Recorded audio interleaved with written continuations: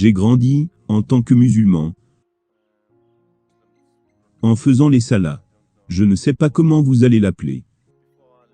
Et avant de partir au travail, tous les matins, je faisais 2 rakas.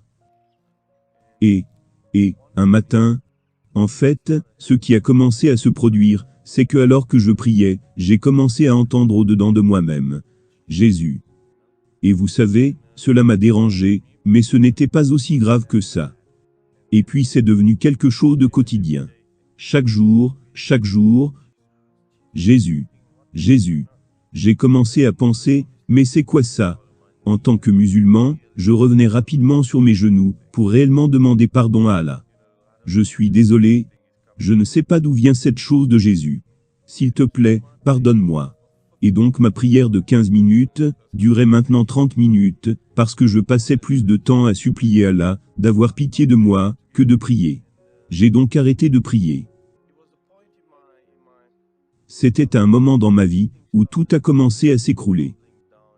Mon travail, ma vie personnelle, tout ça. Et puis j'ai recommencé à prier. Et quand j'ai recommencé à prier, j'ai continué à entendre Jésus, Jésus, Jésus. Et voici le moment le plus incroyable. Un jour c'était vraiment devenu fort, et ça m'a secoué au-dedans de moi. Dieu a fait en sorte que je le rencontre en personne.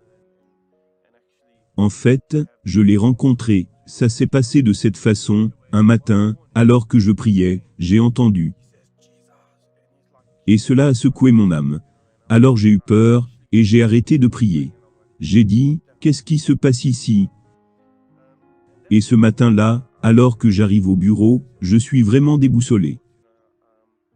Évidemment, je ne le montre pas. Mais une de mes amies, une très bonne amie, je ne savais même pas qu'elle connaissait le Seigneur. Je la connais depuis environ 9 ans, et nous travaillons pour la même entreprise. Je l'ai toujours appréciée. Je ne savais pas pourquoi je l'appréciais. Elle est juste une personne incroyable à côtoyer. Elle me dit, « Hey Sam, pourquoi tu as l'air si déboussolé ?» J'ai répondu, « Je ne sais pas, tout part juste en morceaux. » Elle me dit, « Et si tu priais ?» Et j'ai pensé, « Tu me parles de la prière. Que sais-tu de la prière ?» Mais je n'ai rien dit, j'ai dit, « Oui, je prie. Tous les matins, je prie. » Elle me dit, « Eh bien pourquoi tu ne viendrais pas à l'église avec moi ?» Pour le dire honnêtement, je l'ai fait, mais juste pour la satisfaire. Pour qu'elle soit contente. Et donc ce week-end-là, le dimanche, nous sommes allés à l'église. Et je pensais que l'église était ce que je pensais, avoir sa chemise et son pantalon en bonne place, avoir l'air bien taillé. Tout le monde était en jean. Je me suis senti comme, bref. Et donc on arrive à l'église, et tout le monde est en train de tressauter, et de chanter. Et je pense, ce sont ces chrétiens fous. Qu'est-ce qu'ils sont en train de faire? Ils viennent ici tressauter, et repartiront joyeux. Bien sûr qu'ils repartiront joyeux. Et moi j'étais comme, moi qui pensais trouver un endroit calme et solitaire, où je pourrais prier. Parce que vous savez, le musulman en moi, était là. Et donc bref, on a fini avec l'église, et je me dis, ça c'est juste ridicule. C'est fini. On est donc revenu au bureau. Mais Rosie ne veut pas me laisser. Elle n'arrêtait pas de me demander, alors comment ça va? As-tu fait ceci? As-tu fait cela? Elle essaie de m'amener à comprendre le Dieu du christianisme et la foi en Jésus. Et un jour, alors que j'étais sur mon ordinateur et que je pensais, je vais lui donner une autre chance. Je vais trouver une église près de chez moi, et je vais y aller. Et puis Rosemary est arrivée, et vous savez, je ne pouvais pas lui mentir. J'ai dit Rosie, tu sais, j'essaye de trouver une autre église, pour essayer d'y aller encore. Mais honnêtement, je ne me sens pas en mesure d'aller dans ton église. Et elle me dit, non attends, ne t'en fais pas. J'ai une amie proche de toi, Aidan Bell, je vais te la présenter, et vous irez, Et tu verras comment ça se passe. Je pense que la plus grande chose pour moi, c'est que j'ai réalisé que j'avais besoin de me donner entièrement à Dieu. Sinon cela n'arrivera jamais. Alors j'y suis allé. Et elle débordait d'amour. La seule façon que je peux décrire cette femme, c'est qu'elle est incroyable. Elle était là, essayant de s'assurer que je suis à l'aise. Alors, avant que ça ne commence, j'ai fermé les yeux et baissé la tête. Et j'ai dit, Jésus, si tu es mon sauveur, aujourd'hui, c'est le jour où tu dois me le montrer, sinon je demeure toujours musulman. Et ils ont commencé à chanter. Et mon esprit a comme pris feu, voum, et j'étais comme, que se passe-t-il? Je me sentais rempli d'amour. Toutes ces émotions qui se mélangeaient en moi. Je ne savais plus ce qui se passait. J'étais juste confus. J'étais là, me disant, mais que se passe-t-il? Mais j'aimais ce qui se passait, je ne voulais pas que cela s'arrête. Je le sais maintenant, que c'était le Saint-Esprit qui me baptisait. Mais je ne savais rien du Saint-Esprit.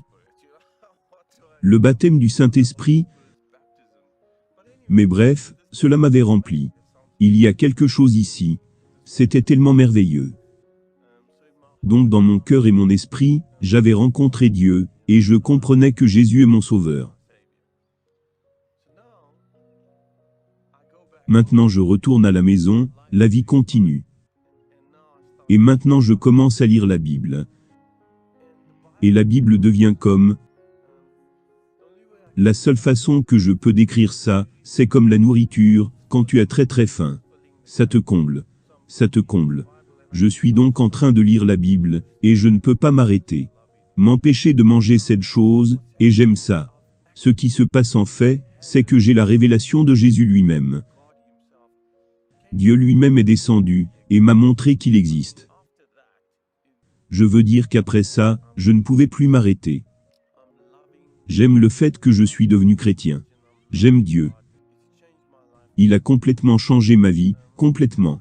Je suis une personne différente, complètement.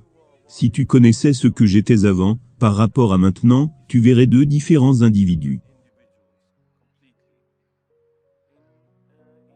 Dans l'islam, ça enseigne beaucoup la peur. Tu ne peux pas connaître Dieu. Pour la première fois de ma vie, quand j'ai lu le livre, Cherchant Allah, j'ai trouvé Jésus. Et cette personne parlait d'appeler Dieu, mon Père, d'appeler Jésus, mon Père.